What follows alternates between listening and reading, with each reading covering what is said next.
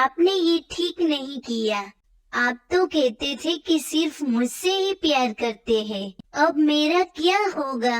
कितने ख्वाब सजा के मैं आपसे शादी करके यहाँ आई थी, लेकिन आपने तो मुझे कहीं का नहीं छोड़ा।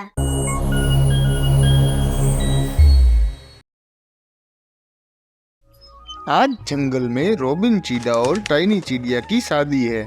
दुल्हे राजा रॉबिन को दहेज में कुछ नहीं मिला था, क्योंकि दुल्हन टाइनी चिड़िया के घर वाले बहुत ही गरीब थे। अब शादी को कुछ दिन बीत जाते हैं। टाइनी अपने पति रॉबिन से कहती है, ए जी, मुझे कोई फिल्म देखने ले जाइए ना। हमारी शादी को बहुत दिन हो गए, लेकिन आप मुझे कहीं घूमने भी नहीं ले गए। टाइनी, मैं नौकरी करता हूँ और मेरे पास वक्त ही नहीं है फिल्म देखने का।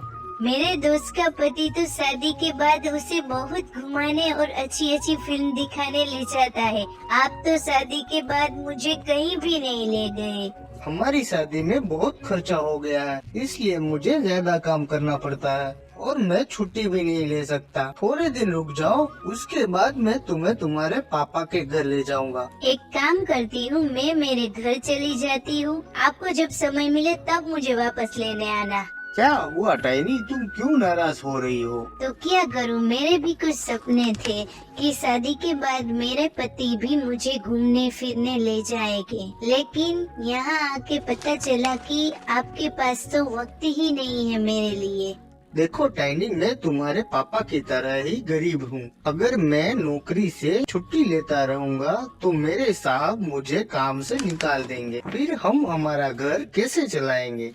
वो मुझे नहीं पता। अगर आप मुझे खुश नहीं रख सकते तो मुझसे शादी ही क्यों की? तुम नहीं समझोगी। चलो मैं चलता हूँ, मुझे देर हो रही है और कोशिश करूँगा कि काम से जल्दी घर आ सकूँ, ताकि तुम्हें फिल्म दिखाने ले जा सकूँ। कोशिश नहीं, आपको जल्दी घर आना ही है। रॉबिन नौकरी पे चला जाता है और टाइनी की दोस्त सुंदरी कवि उससे मिलने उसके घर आती है। सुंदरी, कैसी हो तुम? बहुत दिनों बाद मेरी याद आई। टाइनी, मैं तुम्हें क्या बताऊं, मैं तो परेशान हो गई हूँ मेरे पति से। लेकिन तुम तो कह रही थी कि वो बहुत अच्छा है, वो तुम्हें रोज घुमाने फिराने और फिल्म दिखाने ले जाता है। हाँ, पर कुछ दिनों बाद पता चला कि वो तो कुछ काम ही नहीं करता। थोड़े ही दिनों में पैसे खत्म हो गए और उसे तो कुछ पड़ी ही नहीं है, इसलिए मुझे ही मजबूरी में काम करने जाना पड़ता है। तुम्हारी ये हालत देखकर बहुत दुख हुआ। वो सब छोड़ो और मुझे बताओ, तुम्हारा पति कैसा है? वो तो बहुत अच्छे हैं, पर पूरा दिन बस काम काम करते रहते हैं। एक तुम्हारा पति है जो बहुत काम करता है और एक मेरा पति है जो बिल्कुल काम नहीं करता। सच कह रही हो तुम। अब ये तो बताओ, तुम्हारा यहाँ इस जंगल में कैसे आना हुआ? अरे हाँ, वो तो तुम्हें बताना ही भूल गई। मैं जिनके यहाँ काम करती हूँ वो भाई बहन आज यहाँ इस जंगल में घूमने आए हैं। वो लोग बहुत पैसे वाले हैं, लेकिन इस गांव में कहीं अच्छी होटल नहीं है, तो मैं सोच रही थी कि आज हम तुम्हारे यहाँ खाना खा लेते हैं। कोई बात नहीं, तुम सब यहाँ खाने पे आ जाओ।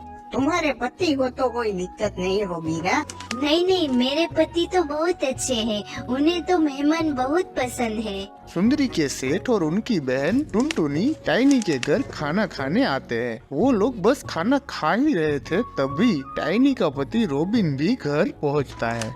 अरे, आप तो जल्दी आ गए। ये मेरी दोस्त सुंदरी है और ये उसके सेठ और उनकी बहन है। हमारे गांव में एक भी होटल नहीं है, इसलिए मैंने इन्हें हमारे घर खाना खाने बुला लिया। जी नमस्ते, आप लोग इसे अपना ही घर समझिए और शांति से खाना खाइए। आपने बताया नहीं, आप इतना जल्दी घर वापस क्यों आ गए? तुम भूल गई, तुम्ही ने तो मुझसे कहा था आज हमें फिल्म देखने जाना है। अरे हाँ, मैं तो भूल ही गई थी, लेकिन आज तो मेहमान आ गए। हम फिल्म देखने फिर कभी जाएंगे? अरे नहीं नहीं, आप लोग जाओ, हमको भी घर जाने में देर हो रही है, हम भी निकलते हैं। भैया, क्या मैं और सुंदरी भी इनके साथ फिल्म देखने जा सकते हैं? मुझे भी फिल्म देखना बहुत पसंद है। ठीक है, अगर रॉबिन को कोई दिक्कत ना हो तो तुम और सुंदरी जा सकती हो। अरे क्यों नहीं, आप तो हमारे मेहमान हो, चलिए चलते हैं। टुनटुनी, मैं हमारे घर जा रहा हूँ। तुम दोनों फिल्म खत्म होने के बाद सीधा अब हमारे घर ही आ जाना। ठीक है भैया। टुनटुनी को रॉबिन मन ही मन बहुत पसंद आ गया था। फिल्म खत्म होते ही टाइनी रॉबिन से कहती है, ए जी चलिए ना, मुझे आइसक्रीम खानी है। टाइनी, मुझे माफ कर दो, मैंने हम सब के लिए फिल्म के टिकट खरीद लिए, इसलिए अब मेरे पास पैसे बिल्कुल खत्म हो गए हैं। आपसे किसने कहा था इन दोनों के लिए टिकट खरीदने को? ये खुद खरीद लेती। टुनटुनी तो बहुत पैसे वाली है। टाइनी जी आप गुस्सा मत करें, मैं आपको टिकट के पैसों से भी बहुत ज्यादा पैसे देती हूँ।